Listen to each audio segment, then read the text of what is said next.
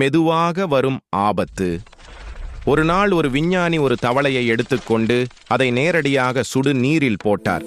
தண்ணீர் சூடாக இருப்பதை உணர்ந்த தவளை ஒரு நொடியும் தாமதிக்காமல் மேலே குதித்து உயிர் தப்பித்தது. அதே தவளையை மறுபடியும் எடுத்தார். இந்த முறை குளிர்ந்த தண்ணீரில் போட்டார். தண்ணீர் இனிமையாக இருந்தது. தவளை அமைதியாக அமர்ந்தது. பின்னர் அந்த பாத்திரத்தை மெதுவாக சூடு ஏற்றினார். இது வெதுவெதுப்பாக இருக்கே, நன்றாகத்தான் இருக்கிறது என்று தவளை நினைத்து கொண்டே இருந்தது. சூடு கொஞ்சம் கொஞ்சமாக அதிகரித்தது.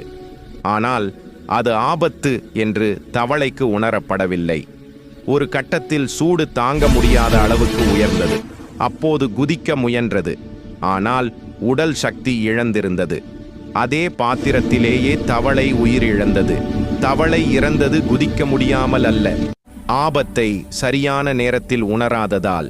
இதிலிருந்து நாம் கற்றுக்கொள்ள வேண்டியது, நம் வாழ்க்கையிலும் ஆபத்துகள் ஒரே நேரத்தில் ஒரே அடியில் வந்து விடுவதில்லை.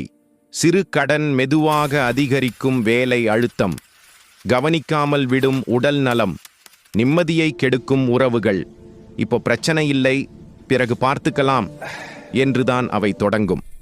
ஆனால் நாம் உணரும்போது அவை ஏற்கனவே நம்மை சுற்றி வளைத்திருக்கும்.